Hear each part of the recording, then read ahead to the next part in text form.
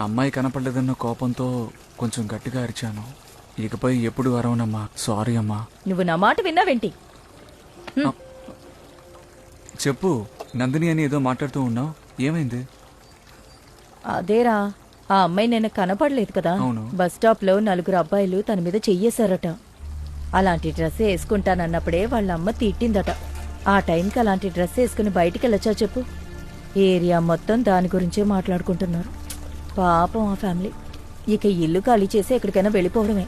రే అన్నా, ఇది నీ బ్రషా లేక నాదా? ఏ ఎవరిదో ఒకరితో వెళ్ళి బ్రష్ చేసుకోపో.